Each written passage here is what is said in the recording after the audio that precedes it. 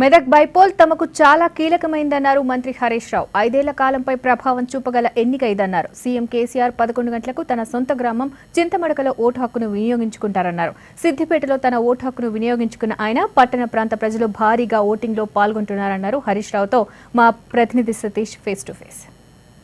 ఎన్నిక సందర్భంగా మనం సిద్దిపేటలో ఉన్నాం. సిద్దిపేటలో కొద్దిసేపటి క్రితమే మంత్రి అట్లాగే సిద్దిపేట ఎమ్మెల్యే హరీష్ రావు తన ఓటు హక్కును వినియోగించుకున్నారు. అలాగే చింతమడక గ్రామంలో కేసీఆర్ కూడా 11 గంటల ప్రాంతంలో ఓటు హక్కు వినియోగించుకోబోతున్నారు.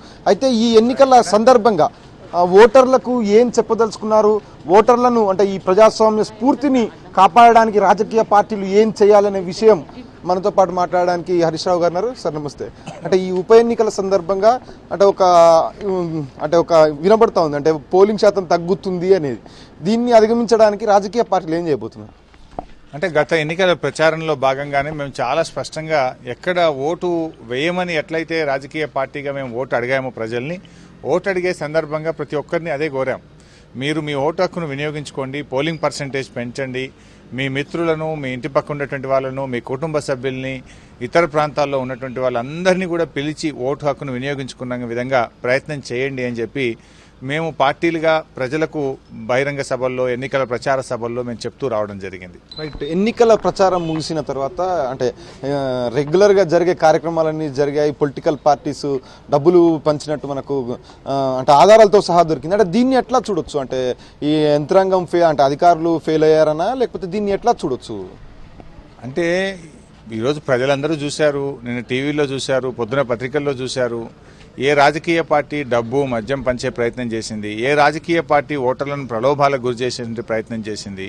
వాళ్ళు కొంత వ్యూహాత్మకంగా ఒక అడుగు, అంటే ఎన్నికల కోడ్ మెదక్ జిల్లాలో ఉంది కనుక మెదక్ జిల్లాను గజ్వేల్ నియోజకవర్గాన్ని ఆనుకున్నటువంటి పక్కనే ఒక రిసార్ట్లో ఉండి అక్కడి నుంచి ఈ డబ్బు పంపిణీకి వాళ్ళు శ్రీకారం చుట్టినటువంటి విషయాన్ని ప్రజలు గమనించారు. అంటే జనరల్గా ఏదైతే అధికారంలో ఉన్న పార్టీ మీద ఉప ఎన్నికలు వచ్చిన సందర్భంగా వచ్చే ఆరోపణలు అవి టీఆర్ఎస్ మీద కూడా ప్రతిపక్షాలు ఆరోపించాయి. అంటే అధికార దుర్వినియోగం అనేది. దీన్ని మీరు ఎట్లా? ఇప్పుడు మేము అధికార దుర్వినియోగం చేస్తే ₹1 మేము పంచలేదు, ఒక్క చుక్క మద్యం ఇవ్వలేదు. కానీ ఎవరు పంచారు? ఎవరు డబ్బులు దొరికినాయి? ఇవాళ ఆ పంచే సంస్కృతి ఎవరికి ఉందో ప్రజలు గమనించారు. ఇప్పుడు ఎన్నికల కోడ్ ఉందని నేను చెప్పలేకపోతున్నా, కానీ 5 తర్వాత అన్ని విషయాలు చాలా స్పష్టంగా చెప్తా. పంచే ప్రయత్నం చేసింది ఎవరు, దొరికిపోయింది, అడ్డంగా దొరికిపోయింది ఎవరు, నగ్నంగా బయటపడ్డది ఎవరు, ఇవాళ ప్రజాస్వామ్యయుతంగా ఎన్నికల్లో ప్రచారం నిర్వహించి ఓటు అడిగింది ఏ రాజకీయ పార్టీ, ప్రజలన్నీ కూడా గమనిస్తూ ఉన్నారు. చివరిగా చెప్పండి, అంటే మెదక్ ఓటర్లకు ఏం చెప్పదలుచుకున్నారు? మెదక్ ఓటర్లకు నేను మనవి చేసేది ఒకటే, ఇప్పటికే మీరు ఒక నిర్ణయానికి వచ్చారు. ఎవరికి ఓటేయాలనే విషయంలో మీకు స్పష్టత ఉంది. కానీ నిర్ణయానికి వచ్చి మీలో మీరు అనుకోవడం కాకుండా తప్పకుండా మీ ఓటు హక్కును వినియోగించుకోండి. ఓటుతో ప్రజాస్వామ్యాన్ని మార్చండి.